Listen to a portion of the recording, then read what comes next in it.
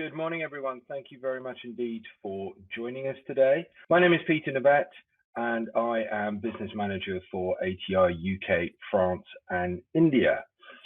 Joining us today for your technical training session, I'm delighted to welcome Lars Göran Fredriksson from Kvaser, Vikram Hassan from ATI India, and Ian Beecroft from ATI UK. Okay, so our agenda today. So we'll begin with a bit of an introduction to ATI and Kvaser. We'll discuss the long-standing ATI Kvaser relationship. We'll give you an overview of Kvaser's products, how ATI software integrates with Kvaser hardware. We'll look at ATI's CANLab bus analysis software in an overview. We'll have an overview of Kvaser's CAN interfaces. We'll have a live demo of ATI's CANLab bus analysis software. We'll look at the Kvaser Memorator product range and how they integrate into Vision. We'll look at remote Kvaser devices and run you through some example setups. And then at the end, we'll just wrap up with a why choose ATI Kvaser summary. So a little bit about ATI. For those of you unfamiliar with Accurate Technologies, it was founded in 1992. It's based in Novi in Michigan in the US, and it's an independent global supplier for measurement, calibration, and diagnostics software and hardware, principally for the automotive sectors. So our primary focus is to offer intuitive, easy-to-use software products and high reliability hardware solutions, which result in efficiency and productivity gains and time savings for the end user. As I mentioned earlier, ATI is headquartered in Novi in Michigan in the US. We also have subsidiary offices globally: China, Japan, UK, India, Sweden, Germany, and France, and a distributor in Korea. Thank you. At this point, I'm delighted to hand over to Lars Göran, who will walk you through some of the more technical elements of the Kvaser product range.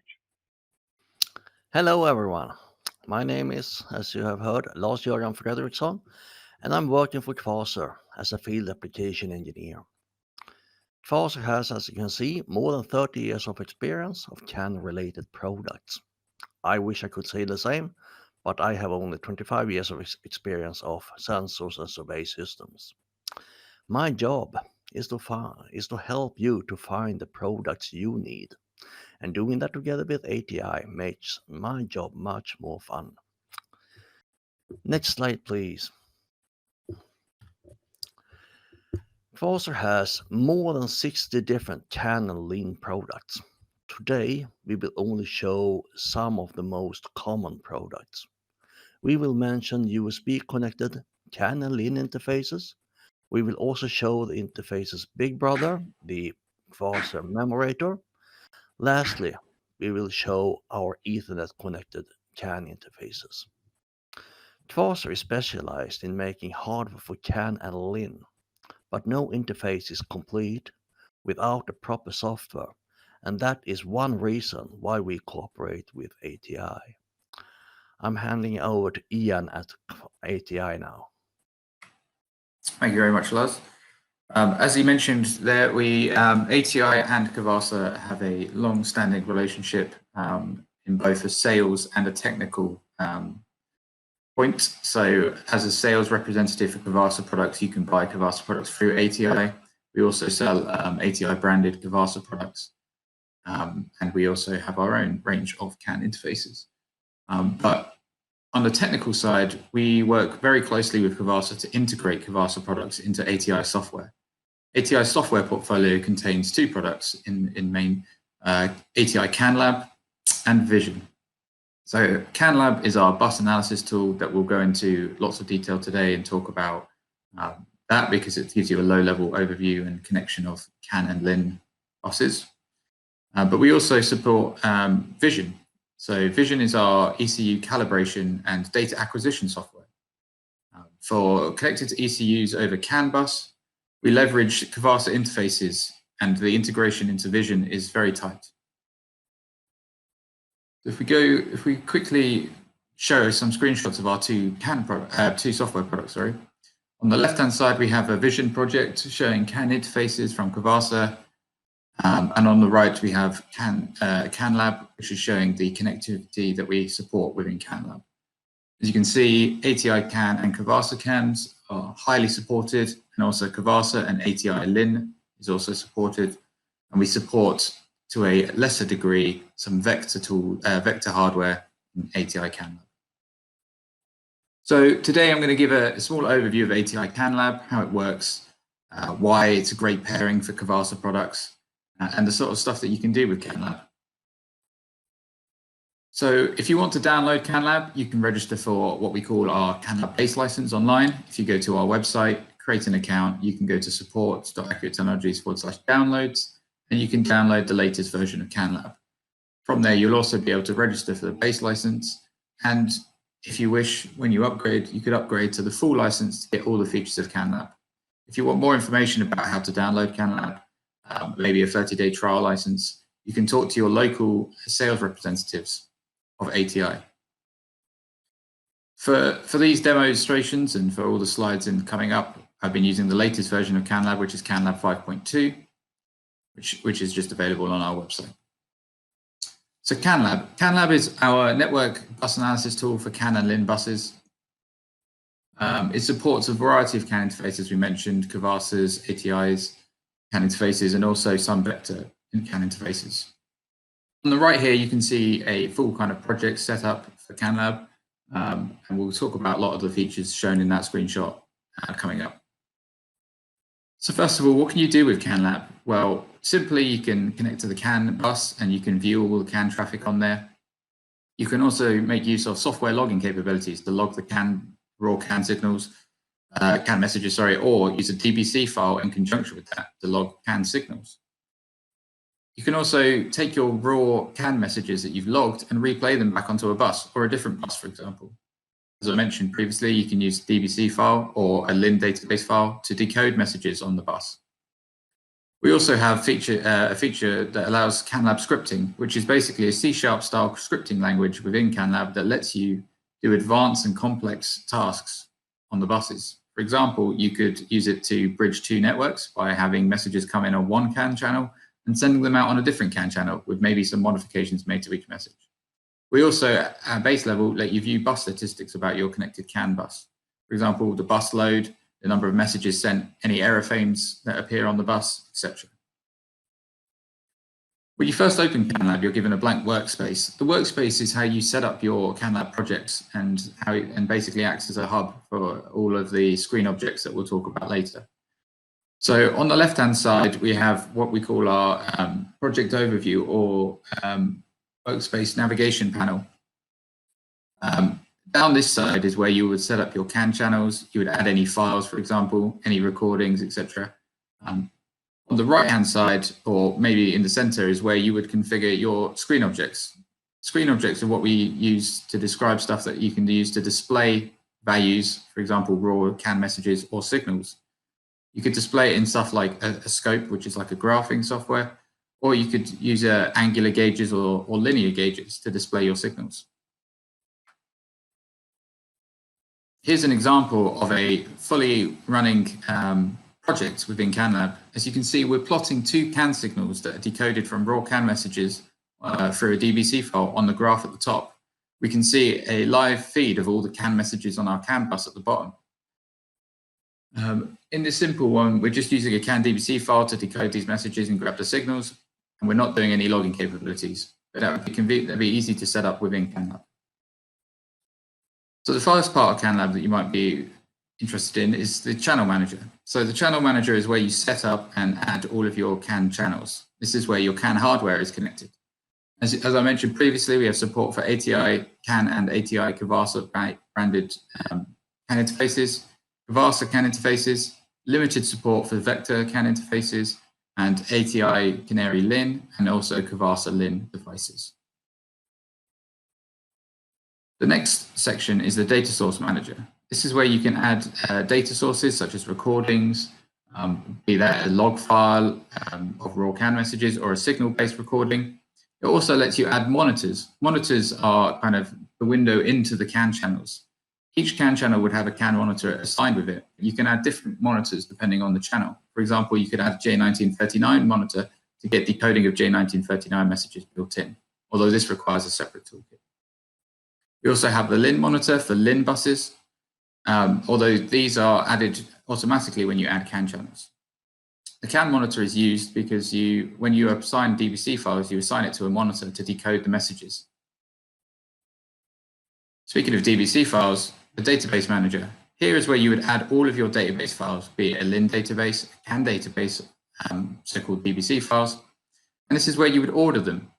You can assign different CAN DBC or LIN database files to different monitors, and depending on how many you have, you can use the ordering of these CAN databases in the database manager, or LIN database, sorry, in the database manager, to assign priority for which messages are decoded first.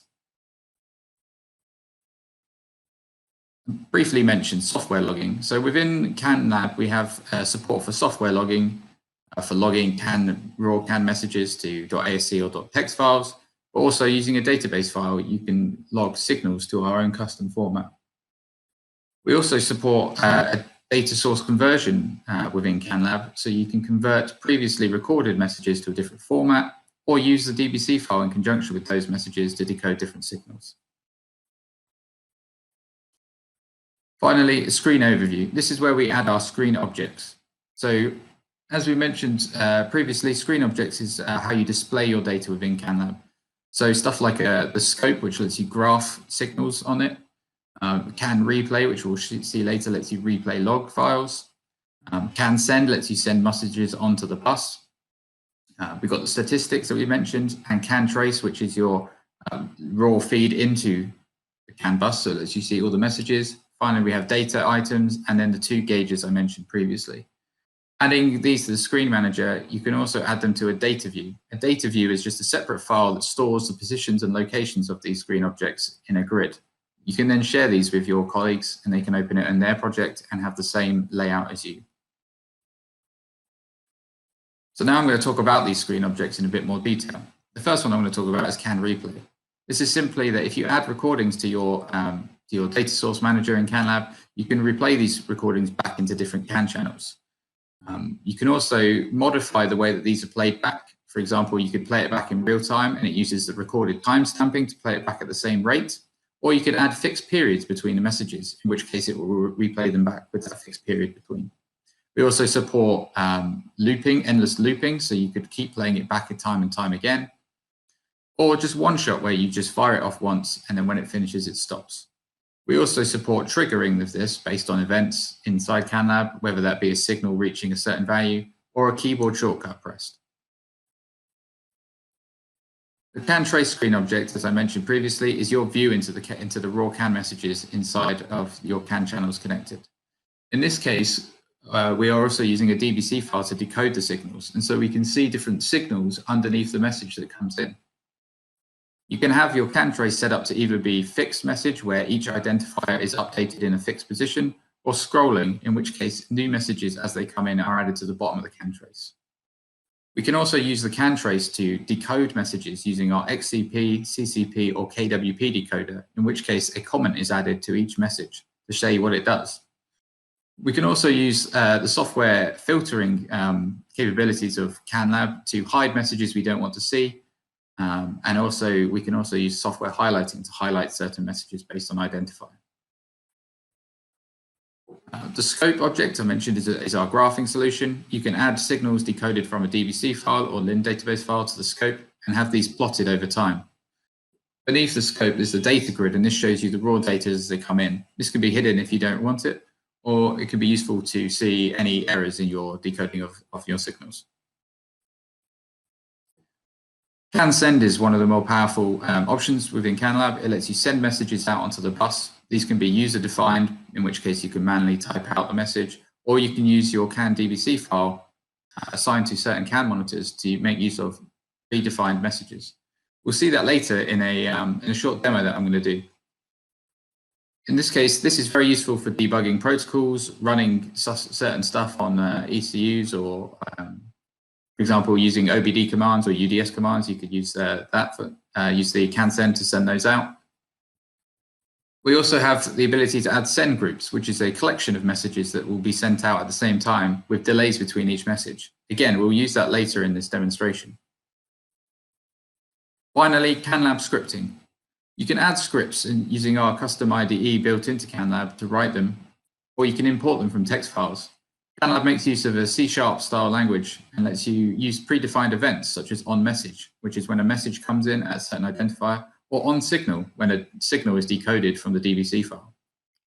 This is very powerful for stuff like gatewaying, in which case you have two different CAN networks connected to CANLab, and you want to take messages that appear on one network, make modifications to them, and then send them out on the other network. I'm now going to pass over back to Lars to talk about the USB CAN interfaces that are provided by Kvaser. Hi again. Okay, Kvaser, USB connected interfaces. Kvaser has more than 25 different types of USB connected interfaces for both LIN and CAN. I will now mention the three most important variants. The Kvaser Leaf, that's a single channel CAN interface. This is our most popular product. If you need an interface with more channels, then we have the USB CAN interfaces with 2, 4, or 5 channels.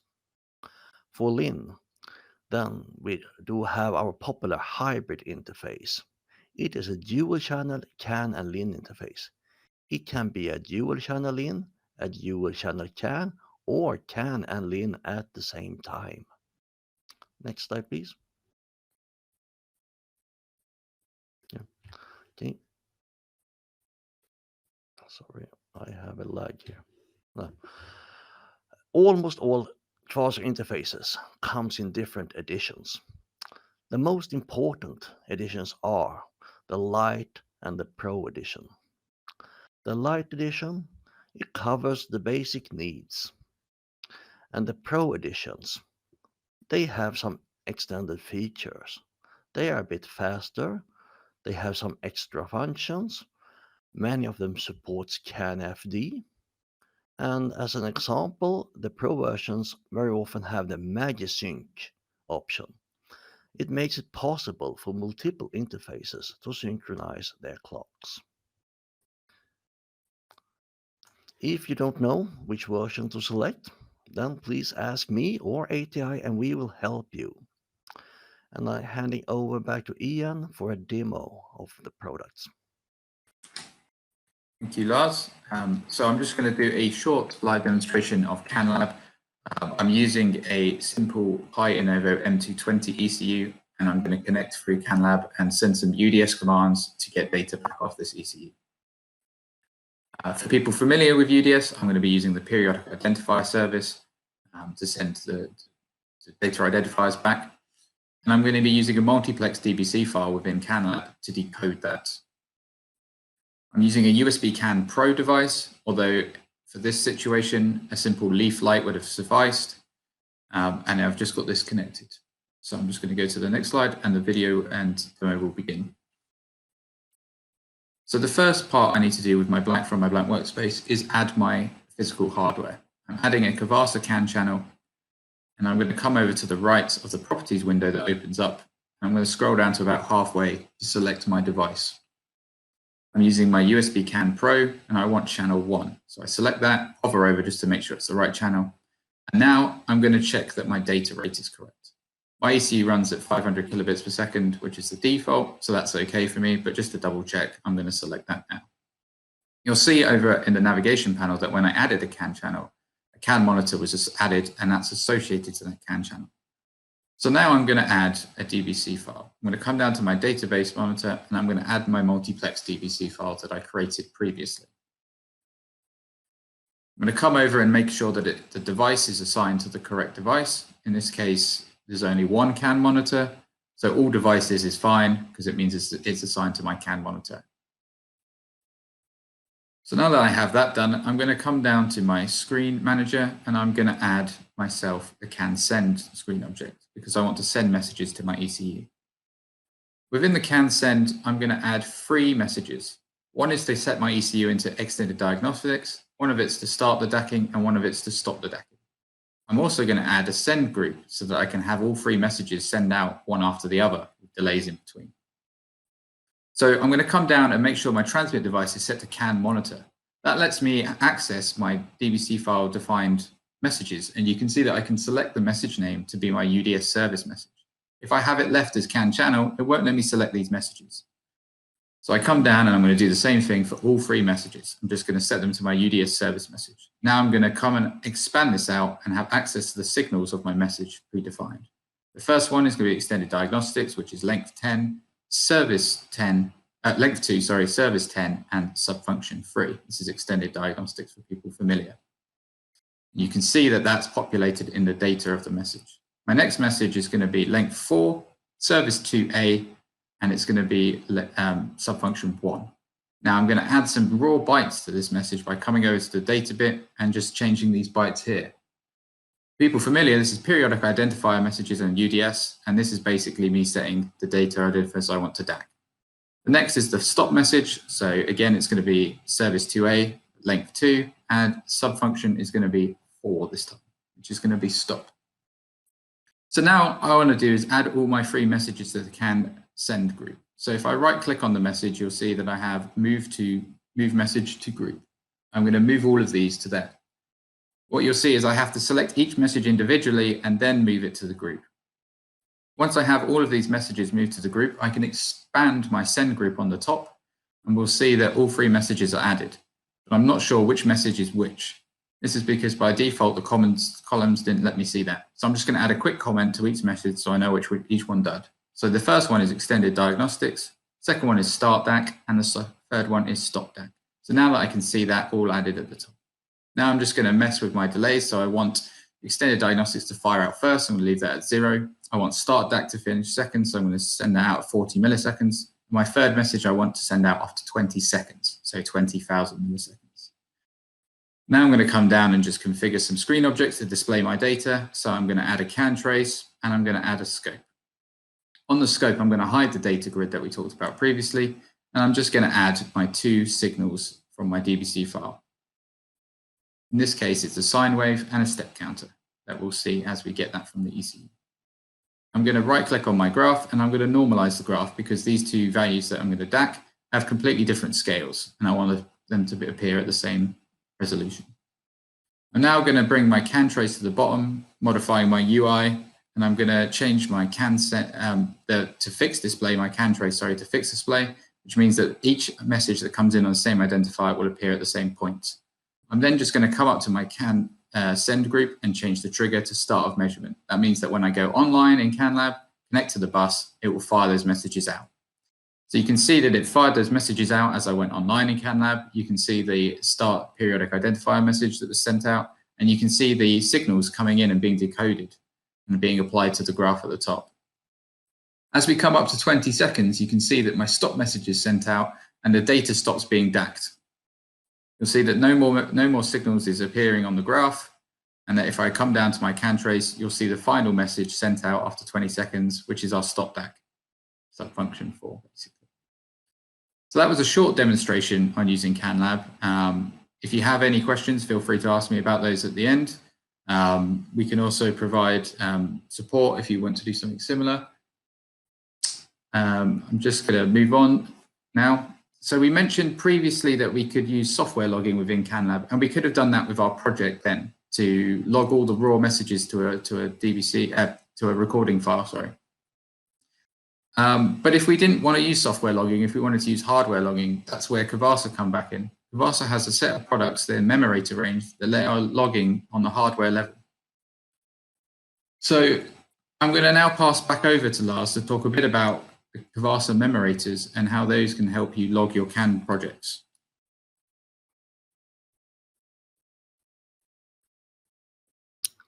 Hello again. Okay, we have now seen how to use CAN and LIN interfaces.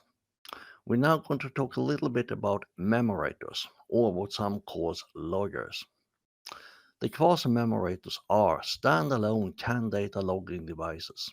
They can store the CAN data, so it can be downloaded and analyzed later. Kvaser has 8 versions of Memorators.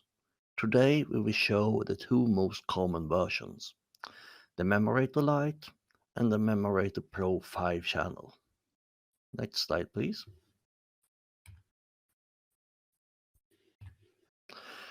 The Memorator Lite version 2.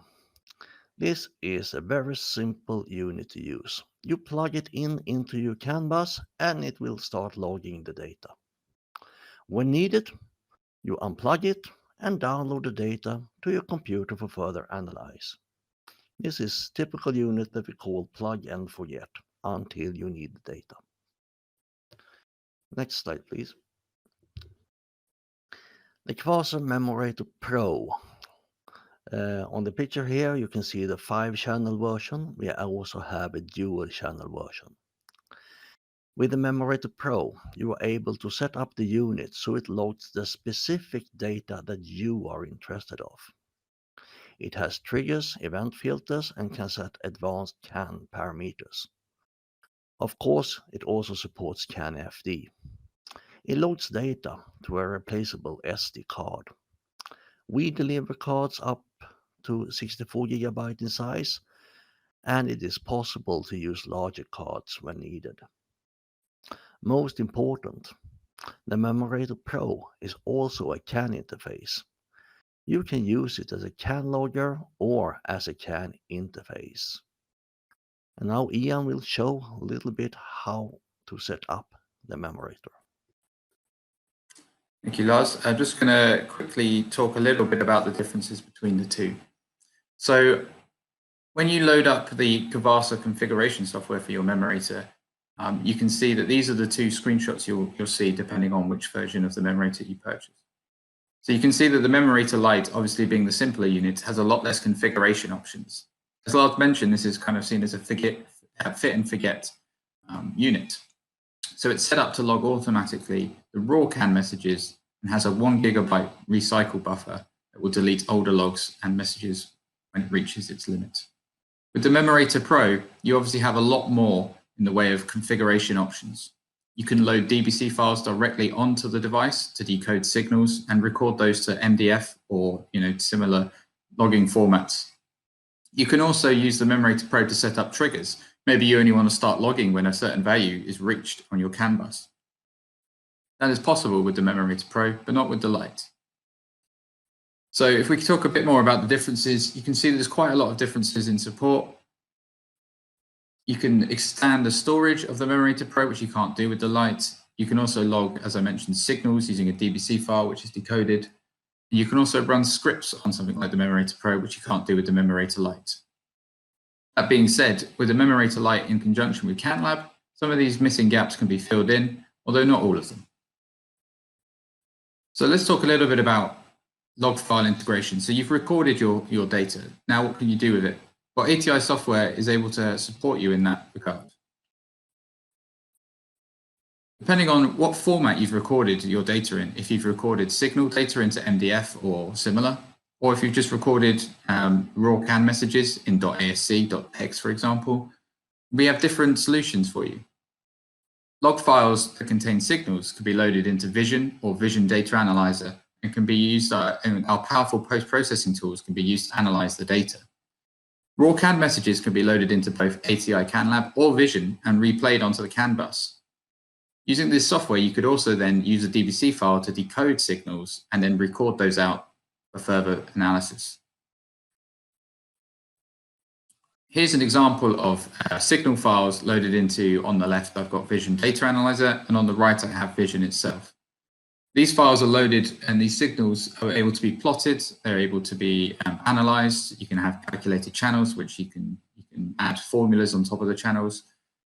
All data points can be analyzed with notes, etc., different cursors.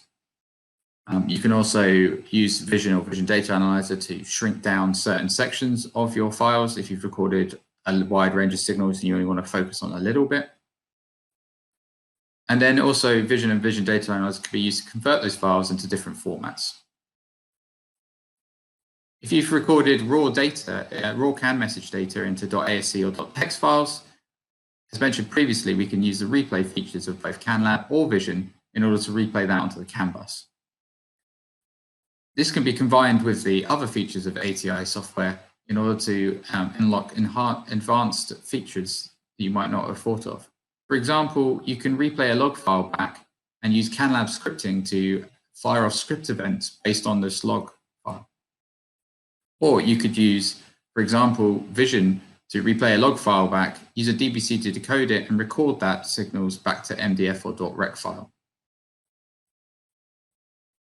Here's an example of a log file being replayed in CANLab. We're going to plot signals decoded using a DBC file on the scope at the bottom, and we can see different signals coming in the CAN trace on the right. None of this is live CAN data, so this can be used, for example, if you want to recreate situations that happen only once, or if you found an error in some code that's required on CAN. But here we're just plotting data just to see what it looked like from a log file. In the presentation so far, we've mentioned a couple of Kvaser products, but we've only really talked about USB products. So the Memorators and the USB CAN devices both obviously use USB connections, but commonly we're seeing Ethernet products or network products becoming more and more popular.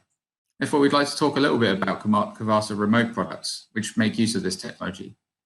They have Wi-Fi enabled products such as the BlackBird and some Ethernet products. So I'll pass back over to Lars to talk a little bit about some of these remote devices. And it's worth noting that all of these devices are compatible with the ATI software shown previously. Thank you, Ian. In some cases, it's difficult to connect to the CAN bus. The bus can be located in an area with restrictions. It could be a noisy environment or maybe just far away. For those applications, we have our network interfaces. Move the data to the user, not the user to the data. We have three different versions. First, we have the BlackBird. This is the single channel Wi-Fi connected CAN interface. And then we have the EtherCAN, the Ethernet connected single channel CAN interface. And we also have the DIN Rail. This is a 4-channel Ethernet connected CAN FD interface. This unit also has a memory for local storage, and it can work standalone as a translator or similar. And now Ian will show a little bit of how to use the interfaces. Thank you, Lars. So here we have an example of what we consider a typical network connection. This is probably something like a test rig or a vehicle, like a hill rig or a vehicle test rig, for example. The user working with the software might be quite far away from the device, and therefore network-based devices such as the EtherCAN and DIN Rail make an excellent choice because you can run Ethernet cable for much longer than you can USB. With USB, you might have to use something like a range extender, which converts to Ethernet and back again, or you might just have to move your situation much closer, which might be inefficient or not even possible. In this example situation, we have 3 ECUs connected. The first ECU is connected to an EtherCAN, but also an ATI serial interface, which also uses Ethernet connections. We also have a second ECU connected to the DIN Rail. The DIN Rail is great for in test cells due to its DIN Rail mounting, which is very commonplace. And finally, we have an automated Ethernet ECU connected. This is connected to another ATI product called an AE100. This is an automotive Ethernet to Ethernet physical layer conversion device. Now, all of these products we're connecting to another ATI product called the NS1. This is an automotive-based network switch, which is useful because it has IEEE 1588 precision time protocol for time aligning data. It also has power over Ethernet for all 6 Ethernet ports, so it can power devices. And finally, this runs straight to Vision PC. Also, we might have, for example, a vehicle that we're also testing nearby, and we've got a Wi-Fi connected Kvaser BlackBird plugged into the OBD port. We can connect to that wirelessly in the same PC, and all devices will be able to communicate with the ATI software. In this case, the reason for using Ethernet is quite clear. We probably have our PC miles away, or well, not miles away, we have it quite far away from our test cells. This is probably for safety purposes, but could be for other reasons. USB is just not really compatible at that range, and therefore we use the Ethernet products. I'm now going to pass over to Vikram to talk a little bit about why you might choose ATI and Kvaser and going forward for your CAN solutions. Let us look into the reasons why you should choose ATI and Kvaser. We are trusted experts in measurement, calibration, diagnostics, CAN, and have been in the field for more than 25 years now. We have been working with big global OEMs across the world. We want to make sure that our customers get timely support, so we have offices around the world to support customers. Our products were developed in collaboration with our customers. We do extensive discussions with customers to understand their requirements and provide support accordingly. Next slide, please. Our products are agnostic to ECU manufacturers. You might be using ECUs from different ECU manufacturers, and you can use our products across all the ECUs. This reduces the complexity of your setup and it saves cost. Whether you are using our products in the development phase or end-of-line testing, our products can be used across all your product life cycle. Now let's look into the some of the technical aspects of our products. Kvaser interfaces are deeply integrated with ATI software, so they work seamlessly with ATI software. You don't have to spend a lot of time configuring the hardware or learning the software. We have easy plug-and-play hardware and a user-friendly and intuitive software. So you can focus on the actual task instead of spending time configuring the hardware or learning the software. Next slide, please. You could be working on CAN, CAN-FD, LIN, or any other industry standard communications. We have all covered. Our products support most of the industry standard communication protocols. You don't have to worry about the future product releases. We take care of the backward and forward compatibility of our products.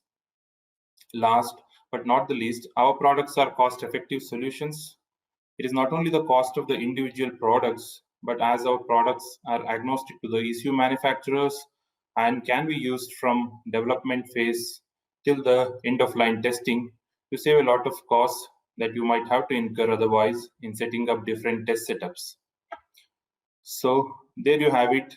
These are some of the reasons why you should choose ATI and Kvaser for your measurement, calibration, diagnostics, and CAN requirements. Thank you all for joining us today for this webinar. For more information on our products, please visit our website.